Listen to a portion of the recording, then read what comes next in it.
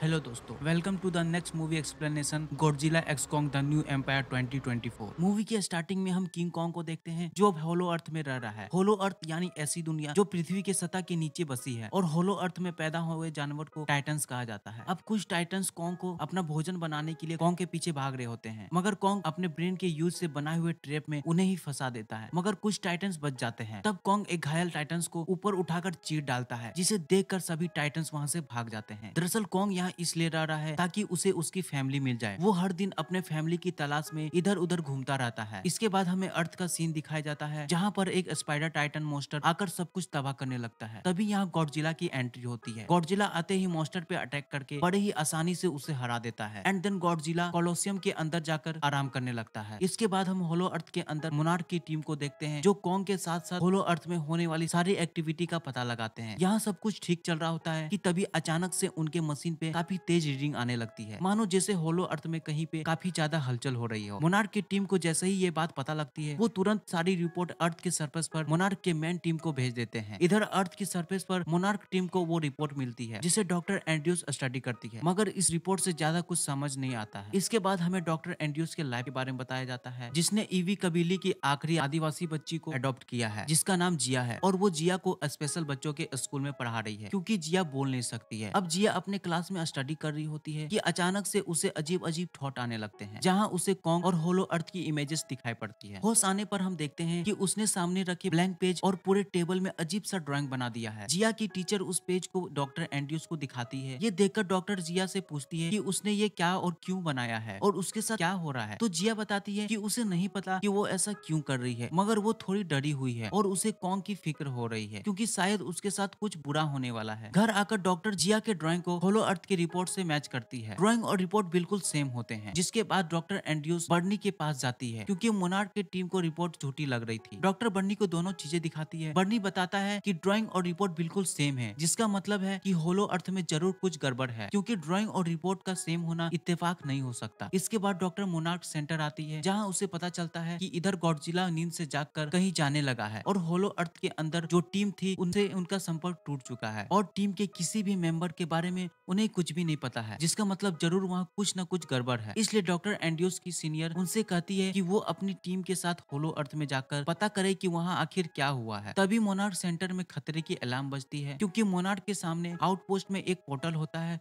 जो होलो अर्थ और earth surface तक आने जाने का रास्ता था। उस पोर्टल से वहाँ कॉन्ग बाहर निकलता है जिसे हमने मूवी के स्टार्टिंग में देखा था, जो अब होलो अर्थ से निकलकर अर्थ सरफेस में आ चुका है। कॉन्ग पोर्टल से बाहर निकलकर सामने ही लेट जाता है। यहाँ पे जिया डॉक्टर एंड्रयूस के साथ ही होती है। दोनों कॉन्ग के पास जाते हैं तो वो देखते हैं कि कॉन्ग के एक दांत में इन्फेक्शन हो गया है जिससे उससे काफी दर्द हो रहा है। डॉक्टर एंड्रयूस तुरंत एक जानवर के डॉक्टर को बुलाती है जिसका नाम ट्रेपर होता है। वो कॉन्ग के इन्फेक्टेड टीथ को निकाल कर एक नया लोहे का दांत लगा देता है। इसके बाद डॉक्टर एंड्रयूस एक टीम बनाती है जिसमें बर्नी, ट्रेपर, ऑफिसर पायलट, वो और उसकी बेटी जिया होती है। सभी मिलकर कॉन्ग के साथ पीछे पीछे पोर्टल में चले जाते हैं। होलो अर्थ पहुंचते ही कॉन्ग अपने जगह पर निकल जाता है और डॉक्टर एंड्रयूस की टीम उस टीम के पास पहुंचते हैं जिसने उन्हें यहाँ का रीडिंग भेजा था। जैसे ही सभी वहाँ पहुंचते हैं वैसे ही वो देखते हैं कि यहाँ उनकी टीम के सारे मेंबर मर चुके हैं और उनके अड्डे को किसी ने पूरी तरह तबाह कर दिया है। तभी सभी को लगता है कि कॉन्ग ने ही ये सब किया है, पर डॉक्टर एंड्रयूस को पूरा यकीन था कि वो ऐसा बिल्कुल नहीं कर सकता। इसी बात का पता लगाने के लिए वे लोग आसपास की एरिया को देखने लगते हैं। घने जंगल के अंदर जाने पर अचानक से एक पेड़ पायलट ऑफिसर को निकल लेती है, जिसे देख सभी डरकर भागने लगते हैं। आगे जाने पर कुछ आदिवासी लोग उन्हें घेर लेते हैं। ये आदिवासी भी वही होते हैं जिस कबीले से जिया थी। वे उन्हें अपनी रानी के पास ले जाते हैं। रानी जिया को अपने पास बुलाती है और उसके हाथ को पकड़कर जिया के पास्ट को अपने इमेजिनेशन में देख लेती है। वो देखती है कि जिया स्कल आइलैंड की एक ईवी है। डॉक्टर एंड्रयूस की टीम उसके साथ ही है, इसलिए रानी समझ जाती है कि जिया के साथ आए लोग भी अच्छे हैं, जिस वजह से रानी के सिपाही उन्हें छोड़ देते हैं। इसके बाद रानी जिया और उनके साथी को अपने साथ अंदर ले जाती है। अंदर जाने पर उन्हें पता चलता है कि कई वर्षों पहले होलो अर्थ और अर्थ सरफेस के जीव शांति और अमन से रहते थे क्योंकि प्रकृति की हिफाजत टाइटन्स करते और इंसानों की हिफाजत महान वानर किया करते थे। मगर एक दिन स्कार किंग नाम का एक वानर आया जिसने कुछ वानरों को टाइटन्स के खिलाफ कर दिया। उस मंकी मॉन्स्टर ने अपने वानरों की सेना लेकर टाइटन्स पर हमला कर दिया। कई टाइटन्स मारे गए। फिर गॉडजिला ने अपनी ताकत से उन्हें होलो अर्थ के ऐसी जगह भेज दिया जहां से निकलना उनके लिए मुश्किल था। इसके बाद हमें कॉन्ग को दिखाया जाता है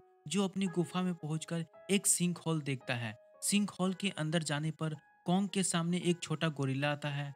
कॉन्ग छोटे गोरिल्ला के सामने अपने दोस्ती का हाथ बढ़ाता है, मगर छोटा गोरिल्ला उस पर हमला कर देता है। कॉन्ग की तरह वहाँ और भी गोरिल्ला होते हैं जो कॉन्ग पर हमला कर देते हैं, लेकिन वो सबको हराकर वहाँ से भगा देता है। इसके बाद कॉन्ग उस छोटे गोरिल्ला को पकड़ लेता है और इशारों में कहता है जहाँ पे ये सारे गोरिल्ला रहते हैं वहाँ उसे ले चले। दूसरी तरफ अर्थ के सरफेस पर मोनार्क वाले गॉडजिला को ट्रैक कर रहे होते हैं। उन्हें पता चलता है कि गॉडजिला जिस दिशा में जा रहा है उसी दिशा में एक बड़ा टाइटन रहता है जहाँ पे काफी ज्यादा रेडिएशन है। देन गॉडजिला उस टाइटन के पास जाता है और उससे फाइट करता है। गॉडजिला उस टाइटन को मारकर उसकी गुफा में घुसता है एंड वहाँ के सारे रेडिएशन को एब्जॉर्ब करने लगता है। सारे रेडिएशन को एब्जॉर्ब करने के बाद जैसे ही गॉडजिला गुफा के बाहर निकलता है उसके पीठ में बनी धारियां अब ब्लू से पिंक हो जाती है। इधर छोटा गोरिल्ला कॉन्ग को जब अपने अड्डे पर ले जा रहा होता है, रास्ते में इनका सामना एक वाटर टाइटन फिश से होता है। कॉन्ग उसके टुकड़े कर कर अपना भोजन बना लेता है। फिश का कुछ टुकड़ा कॉन्ग छोटे गोरिल्ला को भी देता है, जिससे छोटे गोरिल्ला को लगता है कि कॉन्ग एक अच्छा मंकी है, इसलिए दोनों के बीच थोड़ी दोस्ती हो जाती है। इसके बाद कॉन्ग उसके अड्डे तक पहुंचता है जहाँ पे कई गोरिल्ला को मजदूरों की तरह काम करवाया जा रहा था। तभी कॉन्ग देखता है कि इन सब के साथ ऐसा करने वाला और कोई नहीं बल्कि स्कार किंग है। तब दोनों के बीच काफी अच्छी फाइट होती है। कॉन्ग स्कार किंग को अच्छी टक्कर देता है। तब स्कार किंग अपनी बॉडी में लिपटे बॉन्ड रोप को निकालता है जिसमें शाइनी ब्लू क्रिस्टल होता है। स्कार किंग क्रिस्टल को पकड़कर कुछ अजीब करता है और अगले पल ही अंधेरे से सिमो नाम का एक गॉडजिला बाहर आता है। स्कार किंग उस क्रिस्टल की मदद से सिमोन को कंट्रोल कर रहा होता है, जिस वजह से सिमोन कॉन्ग पर हमला कर देता है। सिमोन कॉन्ग पर आइस रेडिएशन छोड़ता है जिससे कॉन्ग अपने एक्स से रोकने की कोशिश करता है, मगर एक्स के साथ उसका हाथ भी जम जाता है। कॉन्ग समझ जाता है कि सिमोन को हराना उसके बस की बात नहीं, इसलिए कॉन्ग हाथ से बर्फ को निकालकर वहां से भाग जाता है। लेकिन स्कार किंग अपने साथियों को उनके पीछे भेज देता है। वे सभी कॉन्ग को मारने के लिए कॉन्ग का पीछा करने लगते हैं, लेकिन जब वे कॉन्ग के एरिया में पहुंचते हैं कॉन्ग उन्हें अपने बनाए हुए ट्रैप में फंसा देता है, लेकिन उनमें से एक बच जाता है, मगर कॉन्ग को ये बात नहीं पता होती है। फिर छोटा गोरिल्ला कॉन्ग के पास आकर उसे सहारा देकर ईवी लोगों के पास ले जाता है, जहाँ जाते ही कॉन्ग नीचे गिर जाता है। ये सब कुछ दूर बाहर खड़ा एक मंकी देख लेता है और वापस स्कार किंग के पास जाकर सारी बातें बता देता है, जिसे सुनकर स्कार किंग फिर से सिमोन को कंट्रोल करके उसके ऊपर सवार होकर अपने साथियों के साथ ईवीओ पर हमला करने के लिए निकल पड़ता है। इधर ट्रैपर कॉन्ग की हालत को देखकर उसे चेक करता है तो ट्रैपर बताता है कि उसका हाथ बर्फ के कारण सूज चुका है, इसलिए हमें इसके हाथ पर मशीनी आर्म लगाना पड़ेगा, जिसे मोनार्क ने टेस्ट के लिए बनाया था। डॉक्टर एंड्रयूज से ऑर्डर लेकर ट्रैपर तुरंत कॉन्ग के हाथों पर प्रोस्थेटिक आर्म को लगा देता है, जिससे कॉन्ग बिल्कुल ठीक हो जाता है और अब वो स्कार किंग से लड़ने के लिए बिल्कुल तैयार था। दूसरी तरफ छोटा गोरिल्ला स्कार किंग, सिमोन और पूरे आर्मी को सामने आता देख कॉन्ग के पास जाकर सारी बात बताता है। कॉन्ग जानता था कि वो अकेले इन्हें नहीं हरा पाएगा, इसलिए वो चला जाता है गॉडजिला से मदद मांगने। कॉन्ग पोर्टल की मदद से पृथ्वी की सतह पर इजिप्ट में आता है, जहाँ कॉन्ग को सेंस करते हुए गॉडजिला उसकी ओर बढ़ता है। वहीं होलो अर्थ के प्राचीन मंदिर में सबके रक्षा के लिए प्रार्थना की जाती है, जहाँ जिया मोथरा को जिंदा करके उससे पूरी तरह जुड़ जाती है और उससे मदद मांगती है। यहाँ कॉन्ग गॉडजिला से मदद मांगने की कोशिश करता है, बट गॉडजिला बिना कुछ सुने उस पर हमला कर देता है, जिससे दोनों में फाइट होने लगती है। अब गॉडजिला कॉन्ग को हराकर मारने ही वाला होता है कि तभी मोथरा वहाँ आकर गॉडजिला को रोक देती है। फिर मोथरा और जिया गॉडजिला को आने वाले खतरे के बारे में बताती है और उसे कॉन्ग की मदद करने को कहती है। दूसरी तरफ होलो अर्थ में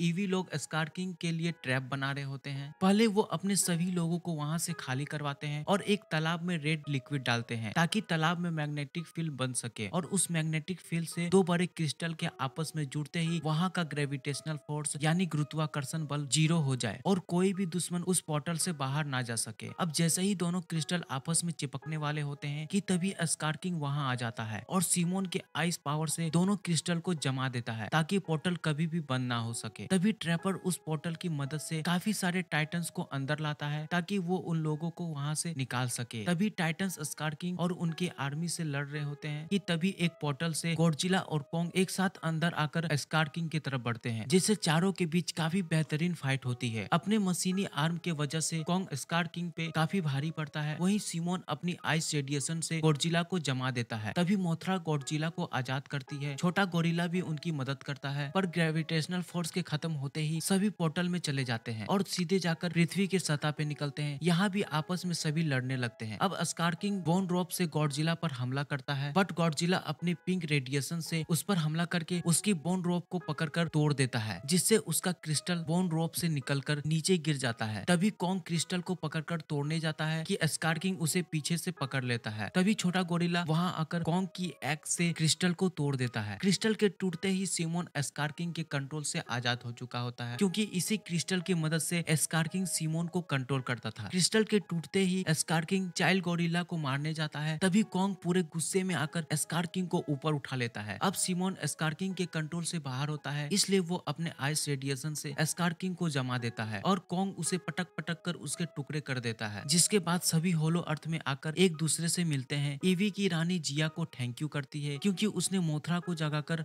हम सबकी मदद की। अब डॉक्टर एंटियस को लगता है कि जिया यहाँ खुश है, इसलिए वो शायद यहीं रहना चाहती है, मगर जिया बताती है कि वो डॉक्टर एंटियस के साथ ही पृथ्वी के सतह पर ही रहेगी, जिससे डॉक्टर खुश होकर जिया को गले से लगाती है। अब मोथरा भी सब कुछ ठीक करके वापस चली जाती है और गॉडजिला फिर से कोलोसियम के अंदर जाकर आराम करने लगता है। वहीं कॉन्ग उन वानरों को स्कार किंग के जुल्म से आजाद करके उनका राजा बन जाता है और इसी के साथ मूवी यहीं पे समाप्त हो जाती है। दोस्तों, एक्सप्लेनेशन कैसी लगी कमेंट में जरूर बताएं, और वीडियो अच्छी लगी तो एक लाइक जरूर करें और सब्सक्राइब करना ना भूलें। मिलते हैं नेक्स्ट वीडियो में, तब तक के लिए बी सेफ, बी केयरफुल।